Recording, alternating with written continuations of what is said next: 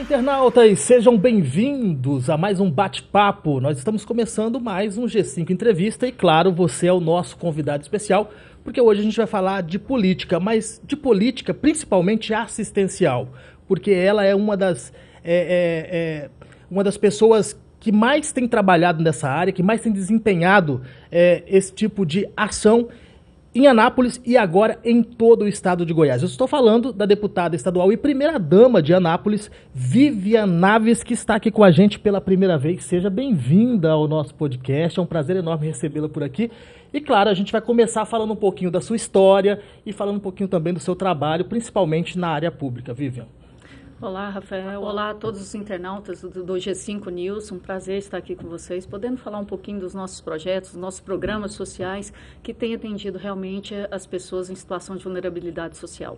Como eu falei no início, a senhora é uma política dedicada à defesa dos direitos sociais e isso ficou muito demonstrado durante a sua passagem ali, ainda primeira-dama, mas quando a senhora estava mais presente ali em Anápolis, com vários projetos. Eu gostaria, primeiramente, antes de falar sobre isso, falar da Vivian Naves, que alguns não conhecem, porque Anápolis conhece muito bem a senhora, mas o estado de Goiás, apesar de a senhora ter sido candidata, tem muita gente ainda que não sabe quem é a Vivian Naves, a história da Vivian Naves. A senhora sempre esteve ligada à política, é isso? Rafael, não estive ligada à política. Eu sempre digo e faço aqui um alerta às mulheres que eu era avessa à política e hoje entendo que a política é útil para transformar a vida das pessoas, para cuidar das pessoas. Vim de uma família política, eu sou de Goiânia, natural de Goiânia. Minha família é Albernaz, minha mãe prima primeira do professor Neo Albernaz, que foi um grande gestor, um grande prefeito de Goiânia e sempre avessa à política. E quando me vi na política, através do Roberto, que resolveu ser candidato a prefeito, também nunca tinha sido candidato a nada. Em 2016, ele resolveu ser candidato a prefeito e colocou a gente na política para entender que realmente a política serve para cuidar de pessoas. Mas por que a senhora é de uma família de políticos e era avessa à política? Por quê? Qual que era a visão? Acho que por isso mesmo, Rafael, por ser de uma família de política. Eu me recordo quando criança, eu tenho um tio bastante político e ele foi candidato a deputado estadual e na época criança podia fazer aquelas brindes que dava, de lixinha, de caixa de fósforo, e eu participei ativamente daquilo ali, daqueles bastidores. Mas nunca me interessei por política. Eu sou funcionária de carreira do Banco do Brasil, então sempre na área privada, formada em Direito, e nunca achei que a política poderia agregar a vida de uma pessoa. O Roberto já estava bem estabelecido enquanto dono de colégio, do Colégio Orion em Anápolis, e me assustou muito quando ele resolveu ser candidato. Foi do nada, assim? Não foi do nada. O Roberto tem uma história que ele gosta muito de política. Desde quando ele estava em Porangatu, a tia dele já tinha sido vereadora, ele sempre engajado, uma pessoa que tem uma admiração pelo Iris Rezende, que ia lá em Porangatu, quando aquele tempo de política tinha os comícios que eram grandiosos, e o Roberto gostava muito de política. Um showmício, né? Showmício, né? Então, era uma época diferente. O Roberto gostava sempre de política, e eu dizia a ele, não entre na política porque eu não aceito, é uma das pautas que eu não aceitaria continuar casada. Mas hoje estamos aqui... Os dois na política. Os dois na política. Primeiro ele, depois eu. É claro, ele foi disputar a eleição, eu acredito que a senhora tenha ajudado durante o período da campanha eleitoral e tudo mais, trabalhado para isso. Mas aí quando foi o momento que a senhora que deu o start, assim, falou, não, eu preciso fazer alguma coisa, a senhora esteve em algum lugar, a senhora viu alguma situação que despertou assim, preciso cuidar desse social, eu quero fazer isso? Rafael, para você entender um pouquinho da nossa história, em 2016, em abril de 2016, nasce a nossa quarta filha. Eu ainda, na maternidade, o Roberto falou, eu vou em Anápolis lançar a minha pré-candidatura. Naquele dia eu achei que seria algo que não seria levado adiante. Ele foi em Anápolis, lançou a candidatura, voltou, me buscou com a nossa quarta filha, Carolina, e dali foi tomando corpo, e ele foi conseguindo agregar, chamar pessoas para partilhar desse sonho com ele. E teve um dia que nós tivemos realmente uma conversa séria, eu falei, é isso que você quer? Ameacei separar dele. Aí ele falou, não, eu não vou largar minha família, se você não aceita na política, eu desisto agora e... Aí bateu aquela culpinha assim, falou, não posso. Como já tinha muitos apoiadores, eu sabia que ele já estava muito bem, articulando muito bem, e ele tinha esse sonho, e o sonho dele é devolver a Anápolis tudo que a Anápolis tinha dado a ele. Nós tínhamos uma família estabelecida, um colégio bem-sucedido, a vida pessoal e profissional em Anápolis. E quando eu entendi que isso era um desejo dele de contribuir para a cidade, eu comecei a participar. Então, eu caminhei com ele, a gente fez a campanha de 2016, os 2 últimos meses. Naquela época a campanha podia ser 6 meses. Então, de abril a outubro ele fez campanha e eu participei ativamente nos últimos 2 meses. E quando ele terminou, a gente gosta de ressaltar, ele era o 8 de 8 candidatos, no início com 0,2%. E consagrou no segundo turno vitorioso, e ele me fez o pedido para cuidar da assistência social da nossa cidade. Foi o primeiro e único pedido que ele fez. E a senhora atendeu muito bem, né? Porque são muitos projetos, daqui a pouquinho a gente fala sobre isso. E aí, a partir de que momento nasceu a vontade de se candidatar a deputada estadual? Rafael, e aí ele fez esse pedido, para eu cuidar da área de assistência social, porque Anápolis tem muitas demandas, uma cidade grande. Eu falei, eu aceito, mas não quero ser secretária. Eu acho que o papel da primeira-dama, né, é muito maior. E eu faço até hoje. Você falou, às vezes eu deixei um pouquinho, não, eu acho que prioridade é Anápolis, eu estar primeira-dama, que foi onde realmente que eu descobri o trabalho voluntário, que eu poderia ser realmente útil enquanto primeira-dama, não só na área social. Eu brinco muito aí, eu dou meus palpites na área da saúde, da educação. Então, eu estou ali diariamente no gabinete, contribuindo e ajudando ele realmente a governar a cidade. E aí, agora, na campanha para Estado, veio essa possibilidade. As pessoas acenavam 1 ano antes, e ele contou essa história no dia da Comenda do Voluntário de Coração, que a gente tem lá, uma comenda de voluntariado na sexta-feira. Que eu brincava, eu não sou candidata, eu não vou ser candidata, não é isso que Deus quer para mim. E falava assim, eu estou esperando uma folha cair, se Deus... Caiu uma folha, eu vou ser candidata. Cai a árvore inteira aí. Cai a árvore inteira, eu não percebo. E é interessante porque Deus fala comigo e a gente acredita muito, e somos muito religiosos. Deus fala comigo por intermédio de outras pessoas. E um pastor que nunca tinha ido no gabinete foi lá, não sabia que eu estava lá, começou a conversar com o Roberto. E o Roberto falou, não, a Vívia está ali. Aí ele falou, eu tenho uma passagem para te falar da Bíblia. E falou exatamente essa passagem, que não existe na Bíblia, mas o texto condiz com isso. Que nada acontece se Deus não quiser. E naquele momento eu entendi que eu teria que ser candidata para cumprir realmente uma missão que Deus tem na minha vida, que é cuidar de pessoas. E ele estava certo, né? Porque a senhora foi eleita deputada. Graças a Deus. Hoje eu estou aqui como deputada. Primeiro impacto de chegar na Assembleia Legislativa, qual que é a avaliação da senhora em relação a isso? Porque são poucas mulheres que conseguem chegar. Infelizmente, essa ainda é a realidade, e vocês têm trabalhado muito para poder mudar isso. Inclusive, uma das referências, né, de se candidatar, de lutar, de defender as mulheres lá dentro do parlamento, que é de maioria de homens. Qual que foi o primeiro impacto quando a senhora chegou lá? Eu acho importante falar isso, e aí eu me coloco que eu era avessa à política e agora de repente estou na política, e a gente sabe que as mulheres são minorias, mas eu acho que foi muito salutar essa campanha para as mulheres. Acho que as mulheres estão em evidências. A deputada federal mais bem votada, que foi a Silvia Alves, uma mulher. Eu fui a deputada mais bem votada, fui a 11ª mais bem votada ali de 41 deputados. Nós aumentamos de 2 deputadas, que era a Adriana Corse e Leda Borges, para 4 deputadas agora. Então, a mulher está percebendo que a política faz a diferença. Quando a gente fala de educação, de saúde, de bem-estar, de social, é a política que proporciona isso às pessoas. Então, a mulher, como maior parte do eleitorado, tem que estar engajada na política. É verdade que mulher vota menos em mulher do que os homens votam mais? Eu acho que isso está mudando, né? A gente deveria escolher a maioria mulheres, né? Porque somos a maioria do eleitorado, né? Exatamente. Mas acho que essa visão tem mudado. Prova disso, a gente tem inúmeras prefeitas no estado de Goiás, né? Porangatu, São Miguel, Campo Limpo, Bela Vista, tem muitas, e mais outras, aí Guaraíta, tem muitas mulheres já ocupando esses postos de trabalho, sendo prefeitas, vereadoras, deputadas, e realmente para dar, eu acho que a mulher tem esse olhar mais sensível para o ser humano, voltado para essas causas que dizem respeito à pessoa, e eu acho que isso é fundamental na política, e eu estou aqui para incentivar mais mulheres realmente a participarem e entrarem na política. Bom, vamos falar de projeto então, porque a senhora já chegou lá com algumas coisas em mãos para trazer de Anápolis para todo o estado de Goiás.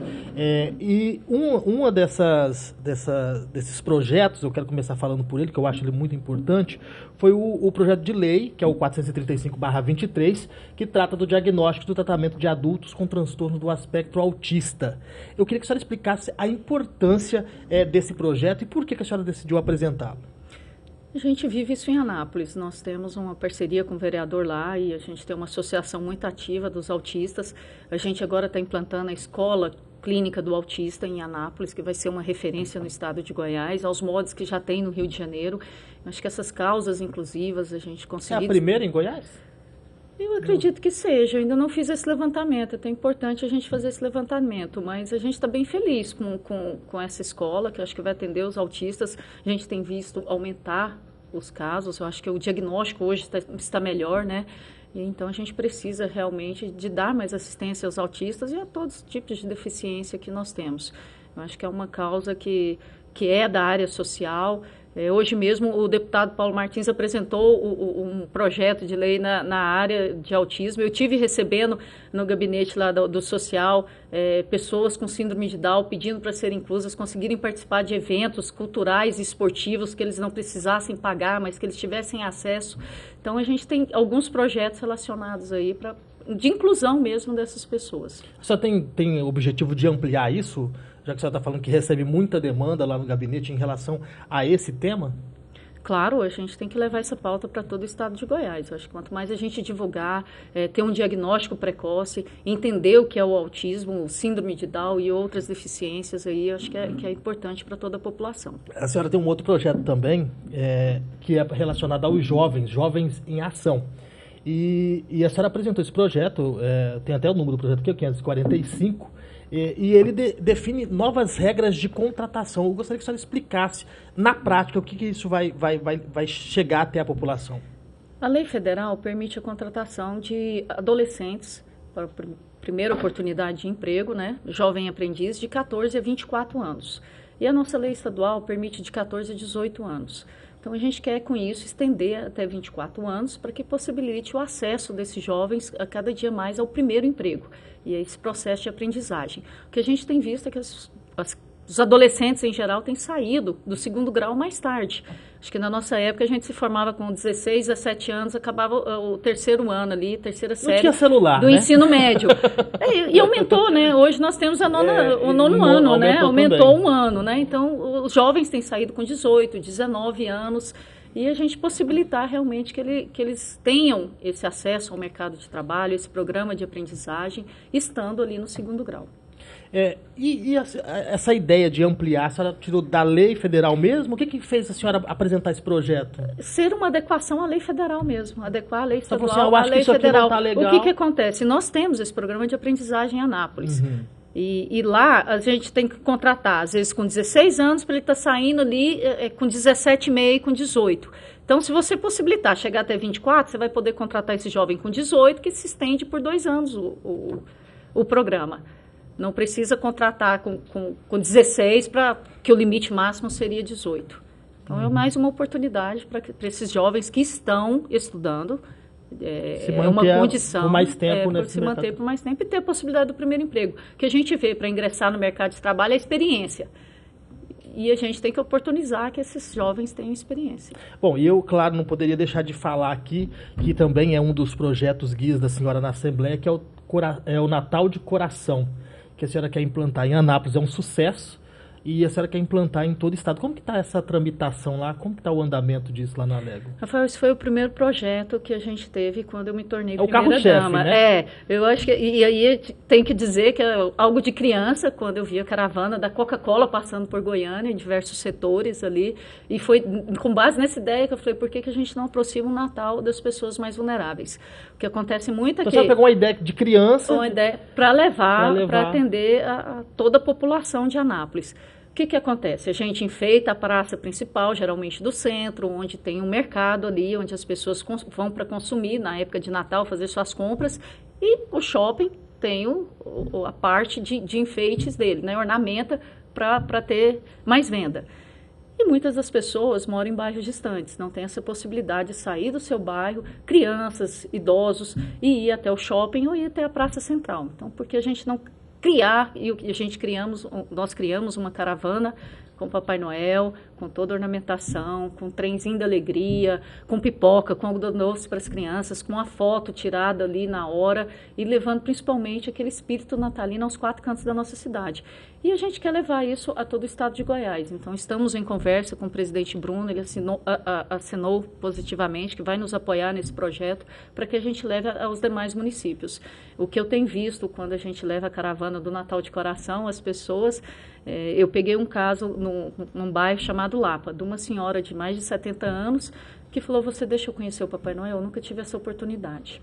E aí ela foi a primeira a subir, a gente deu uma boneca que a gente distribui brinquedos também, a prefeitura faz aquisição de bonecas, de carrinhos, de bolas, para dar para as crianças. E eu falei, essa idosa merece uma boneca também, e ela guarda a boneca até hoje. Eu estive visitando ela recentemente, a boneca está ali dentro da caixa, que é a boneca que ela ganhou do Papai Noel, que conheceu com mais de 70 anos. Ou seja, não teve esse momento lúdico na infância, e mesmo com 70 anos ela ainda tinha esse sonho, né? Um sonho e acreditava ainda na magia do Natal, isso, né? Isso. A gente brinca que tem até neve, viu? No nosso Natal. A gente tem saindo do caminhão ali as espumas de sabão, que dá a impressão que é uma neve, então a gente sabe, Anápolis é uma cidade grande, mas quando a gente se compara ao estado, que são 246 municípios, a gente sabe que precisa de uma mega estrutura para atender todo mundo, porque também não dá para fazer em uma cidade, deixar a outra de lado, até porque você cria uma expectativa. Isso é possível? É viável? Como que a senhora pretende conseguir agregar todo mundo nesse projeto? Que nós vamos ter que agregar por regiões mesmo, por cidades próximas. Né? Nós temos Polos. Anápolis, polos, porque nós temos Anápolis que no raio de 50 quilômetros tem mais de 30 municípios.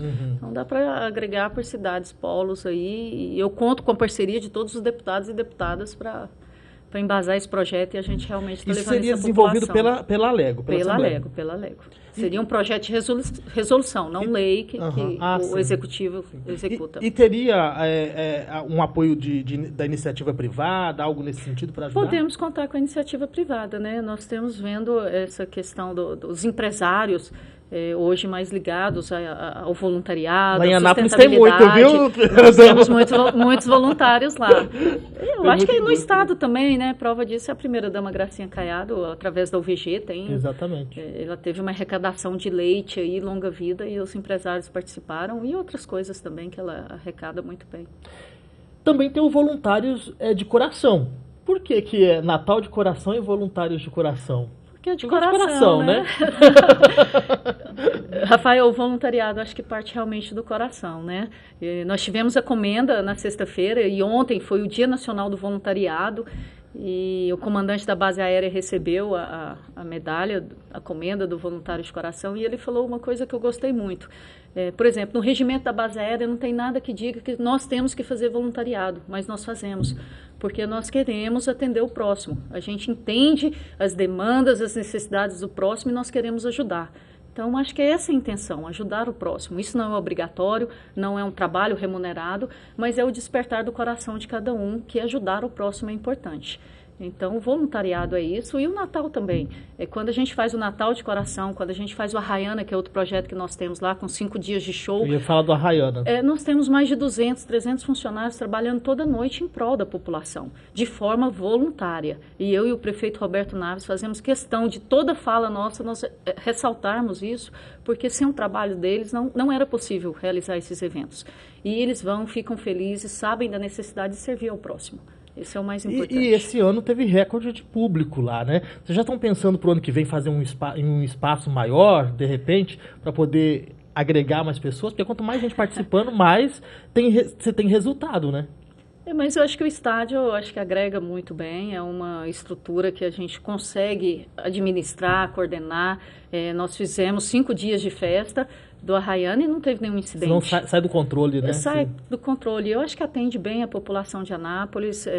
Acho que a maior parte foi atendida aí, principalmente no show da Maiara e Maraísa, com mais de 25 mil pessoas. Então, acho que o espaço lá atende bem a nossa demanda. Foram 200 toneladas de 230 toneladas que nós estamos distribuindo agora. E como que é feita essa distribuição? A gente está montando cestas de alimentos para distribuir às famílias em situação de vulnerabilidade. Essas famílias são acompanhadas pelos centros de assistência social, estão inscritas no CAD Único, então tem toda uma triagem. São famílias, por exemplo, em extrema pobreza, em situação de pobreza, e que a gente já acompanha, já leva essas cestas todo mês para elas, mas agora com esse reforço de 230 toneladas. E distribuímos também para as instituições sócios assistenciais do nosso município. Hoje eu conversei com a secretária Elisane e ela me disse que nós temos 140 ofícios pedindo alimentos. Então, que não é possível montar cestas, nós temos uma quantidade, por exemplo, grande de açúcar. A gente destina às instituições sociais. Eu anotei aqui uma outra pergunta que eu ia fazer, que também eu acho de extrema importância, só que acho que eu apaguei aqui, eu até esqueci o nome, que é o nome exato, mas aquele projeto da Casa Abrigo, é isso o nome? De que Casa Abrigo para mulheres vítimas de violência doméstica. Isso tem em Anápolis, né? Nós temos. A senhora também está lutando para implantar em outras regiões do estado? Tem um projeto de lei para implantar em todos os municípios. Está em tramitação. Ele está onde agora, nesse exato momento? Acho que está na Comissão de Constituição e Justiça. E só explica aqui para o pessoal que não conhece ainda esse projeto, como que ele funciona lá em Anápolis, só para as pessoas entenderem. A maior parte das mulheres é vítima de agressão do companheiro, daquela pessoa onde ela reside. E o que a gente tem visto é que a mulher muitas vezes não denuncia porque depende de uma situação econômica financeira do agressor.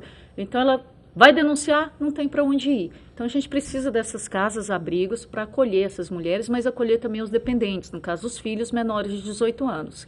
Então a gente tem essa casa abrigo em Anápolis, que é um projeto pioneiro, acho que no estado de Goiás nós somos o único, ou tem mais uma aqui em Goiânia que não funciona como casa abrigo. Essa foi a ideia da senhora também. Nossa, lá da assistência social, vou partilhar, meu projeto não é só meu não, é de toda a secretaria que a gente faz com um grupo ali, que todo mundo palpita me chama a atenção nesse projeto, porque a senhora tomou um certo cuidado de colocar em um local onde... tem que ser sigiloso, exatamente. Não pode... Para evitar que o agressor tome conhecimento e vá lá. Exatamente. Então, a mulher fica ali, recebe todo um aparato, assistência psicológica, os filhos também, alimentação adequada... E aí, o advogado por conta, e possibilita ela também fazer cursos para qualificação profissional, para que ela seja inserida no mercado de trabalho, seja capaz de ganhar seu dinheiro para sair daquela condição. E ela fica quanto tempo, mais ou menos, nessa casa? De 3 a 6 meses. Ela fica lá de 3 a 6 meses? Até a gente conseguir dar uma independência financeira para ela e ela conseguir sair. E os filhos importante juntos? Agora, porque o Estado... Os filhos juntos. A gente não separa a mãe de filhos, porque senão a mãe não vai. A mulher que é vítima de agressão e tem filhos, ela não vai abandonar os filhos jamais. Então, ela precisa levar os filhos. Agora, essa semana, tem um projeto do Estado de Goiás, também um aluguel social para mulheres vítimas de violência, em que o governador e a primeira-dama Gracinha Caiada, através da GEAB, do presidente Baldi, está lançando um aluguel social, R$350 para essas mulheres, para poder ajudar no aluguel e ela sair também dessa condição de violência que se encontra na residência. Que é uma forma de ajudar, por exemplo, onde não tem a casa-abrigo, por exemplo, ajudar ela também. O aluguel social, né? Bom, agora vamos falar um pouquinho de política. Eu tenho uma dúvida, eu sei que a senhora não pode ser candidata agora nas próximas eleições à prefeitura de Anápolis, né? Porque tem um vínculo aí com o atual prefeito. Porém, a senhora pode ser candidata daqui mais alguns anos. A senhora tem vontade de ser prefeita? Eu costumo dizer na vida que eu não falo nunca, porque... Não pode, viu? Não posso falar nunca. Deus me toca aí. Mas acho que agora eu estou muito focada no meu mandato, acho que a gente está no início a pergunta não entendeu. Não, eu estou no início do meu mandato, eu não estou pensando nisso ainda. Só tem vontade de ser prefeito? Se perguntar hoje, eu diria não. Sério? Por quê? Não, porque eu participo ativamente ali do trabalho que o Roberto faz junto à prefeitura. Eu sou muito presente. Ele, por exemplo, agora no Anápolis Invest, que ele está dando ordem de serviço, eu estou todo dia com ele. Ontem nós tivemos um evento da prefeitura, eu estou lá. Eu vejo então, mesmo, todo dia que eu vejo do Roberto. Eu acho que eu me sinto contemplada nessa ajuda que eu estou dando a Anápolis aí, contribuindo para que a gente se desenvolva economicamente, socialmente. Então, hoje eu estou tô bem enquanto deputada estadual e enquanto primeira-dama. Eu tô sentindo que ela tem vontade de ser prefeita. Tô muito feliz. Vocês também acharam? Eu achei. Eu acho porque a senhora é muito bem vista, né? Em Anápolis, onde a senhora tá, a gente vê que as pessoas chegam. Mas você sabe, Rafael, e tem uma possibilidade para isso. Eu costumo falar que eu não faço projeto a longo prazo. Esses projetos são de Deus. Eu não estaria aqui se não fosse Deus. Meus projetos acho que eram outros. Como eu te falei, eu era bancária, estava bem na vida ali, privada, e aí Deus me mandou para cá, então cada dia é Deus que conduz. E está gostando de ser deputada? Estou, eu acho que é uma oportunidade incrível de ajudar as pessoas, com projetos de lei, atendendo as pessoas, podendo auxiliar na saúde, na educação, no social. Eu acho que a gente pode contribuir muito com o Estado. E aí eu quero fazer uma pergunta agora mais pessoal mesmo, porque assim, eu não teria a mínima condição de ser político, porque eu não aguento cacete não, viu? O pessoal falar lá no meu Instagram, lá me xingar, chamar de bandido, não sei o quê, eu já fico puto já. Como que a senhora lida com essa situação? Porque, lógico, ninguém agrada a todo mundo o tempo todo, né? Não, sempre não agrada. E tem aqueles também que fazem por maldade. Seria chato se agradasse todo mundo, né? E tem aqueles que fazem por maldade mesmo, né? Por estar na oposição. Assim, é chato a gente ouvir. Eu e o Roberto temos uma máxima, nós não olhamos muito a rede social na questão de comentários, principalmente dentro de casa. Eu tenho uma filha mais velha que gosta muito de política, a Giovana, com 17 anos, e de vez em quando ela chega, mãe, eu li isso, mãe, eu li aquilo. Eu falo, não, Giovana, deixa isso pra lá, esquece isso. Lógico que na hora que a gente vê um comentário desse, nossa, não é isso. A gente sabe que a realidade é diferente, que não é isso que a gente quer, que não é isso que a gente está fazendo. Mas as pessoas são livres, principalmente agora nas redes sociais, para falar o que quiser. Então... E o pessoal se esconde lá, muitas vezes lá atrás. Mas eu entrevistei uma influencer aqui, deputada, e ela me falou assim, o segredo, sabe qual que é? Você só pode ler os 20 primeiros comentários. O resto, deixa pra lá, porque vai vir só bordoada. Vou pensar nisso. Não vale a pena ler comentários, sabia? Mas se a gente ficar muito preocupado com isso, paralisa o trabalho, né? Você não consegue fazer. Né? Então, por isso que eu pergunto, porque às vezes você ficar lendo muito, te desmotiva também, né? É verdade. Não te dá uma motivação de fazer o trabalho. Não, então a gente segue firme e não lê muitos comentários. Não sei se eu passo do 20º, não. Só pra gente encerrar aqui, a senhora é presidente da Comissão de Assistência Social lá da Alego, e como tá lá os projetos, o que tem de bom lá, o que a gente pode divulgar aqui, que a senhora fala assim, ó, esse projeto, todos são importantes, mas esse aqui merece um destaque especial. Olha, eu acho que a Comissão de Assistência Social é importante. Foi o primeiro pedido e o único que eu fiz quando assumi. Antes de assumir, eu conversei com os deputados. Eu fiquei sabendo que a senhora vai fazer, eu não quero fazer parte da mesa, eu quero só a Comissão de Assistência Social, que é a minha área, onde eu gosto de atuar. E eu pedi a comissão. E agora, para o Bruno ser reeleito de novo, eu fiz novamente o pedido. Eu falei, eu quero a comissão de novo. Ah, mas você vai fazer e pedir uma vaga na mesa diretora. Você vai fazer parte da mesa? Não pode. Eu falei, então, resolva, porque eu quero os dois, eu acho importante. Mas conseguiu? Consegui. Ficou na mesa, não é verdade? Eu estou na mesa, a Bia de Lima está na mesa. Na próxima acho que a Bia continua presidente da Comissão de Educação e eu da Assistência Social. Então, os projetos da área social que nós temos na Alego, todos passam pela Comissão de Assistência Social.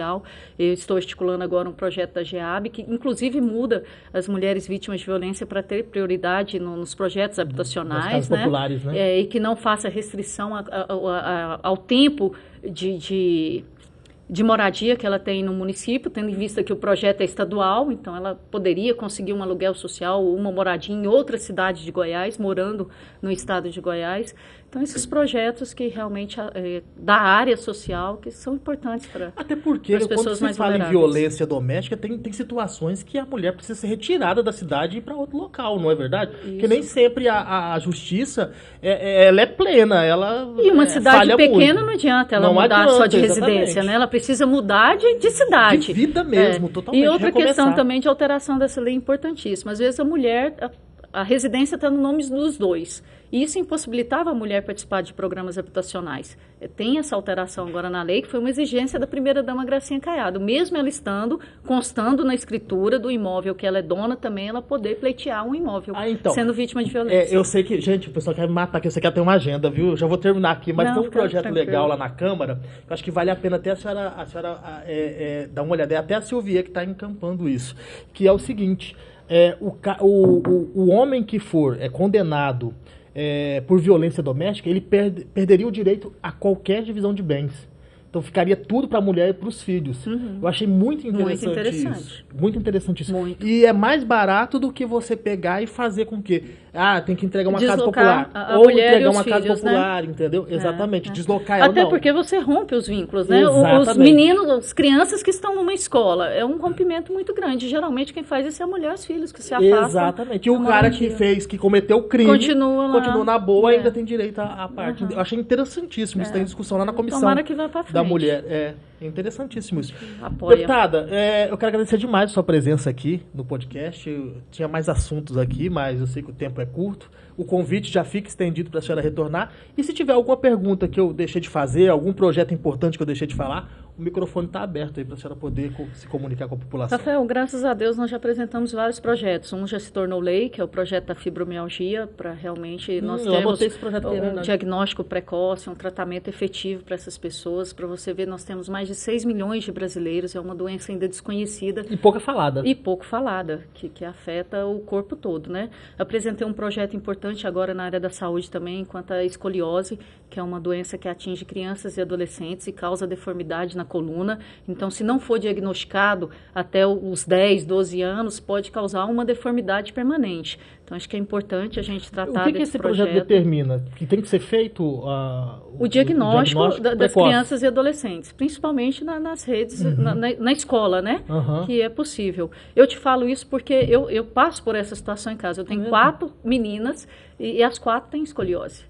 E hoje a gente faz o tratamento porque uma personal de uma das meninas fazendo ali, ela falou, Viva, sua menina tem escoliose. Então a inspiração desse projeto nasceu dentro de casa. Dentro de casa, que é o que eu e o Roberto falamos sempre, o que a gente tem na nossa família, o que a gente quer para a nossa família, a gente quer para a população toda. Prova disso é que a gente distribui mantas e cobertores na época do frio de qualidade, são as mesmas que a gente usa em casa. Prova disso é o Natal de Coração, que todos têm acesso, a nossa família tem, a gente tem condição de comprar um presente, a gente quer dar isso para as crianças. A UPA pediátrica, que foi uma idealização do Roberto, que é a primeira UPA pediátrica do Centro-Oeste e a terceira do Brasil, que realmente é um lugar para acolher, para cuidar das crianças, com uma estrutura fantástica no nosso município, porque nós passamos um problema pessoal, que a nossa filha mais velha é bastante alérgica, com 1 ano ela não tinha um tratamento em Anápolis, nós saímos correndo aqui para Goiânia, e uma pediatra que nos atendeu aqui, porque ela corria risco de morte, realmente. Então, tudo que a gente passou na família, a gente não quer que as pessoas de mal, a gente não quer que os outros passem. E o que a gente tem de bem, a gente quer levar a toda a população. E da mesma forma, estando aqui na Alego, propor projetos de lei que realmente atendam. Muitas famílias vulneráveis não conhecem o que é escoliose. Então, eu já recebi alguns casos, a minha filha vai ter que fazer cirurgia, porque a coluna dela está deformada.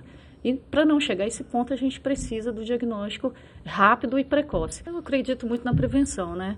Eu disse isso ontem, a gente teve um debate até com a Silvier sobre mulheres vítimas de violência. Eu falei, gente, nós temos que trabalhar. Lógico que as medidas imediatas são importantíssimas, mas pensando a longo prazo com a prevenção. Nas escolas, com as nossas crianças, com nossos meninos e meninas, orientando e dizendo a eles o que são violências. Que não são só com as meninas, mas trabalhar também com os meninos. Como que um homem, um adolescente tem que tratar uma mulher. Então, acho importante esse trabalho com a prevenção, assim a gente vai ter um país melhor. Minha avó já dizia, hein? É melhor prevenir do que remediar. Com certeza, esse ditado é corretíssimo. Deputada, muito obrigado para você que nos acompanha. Até o nosso próximo encontro. E você sabe que tem sempre um bom papo e muita informação para você. Então, até lá.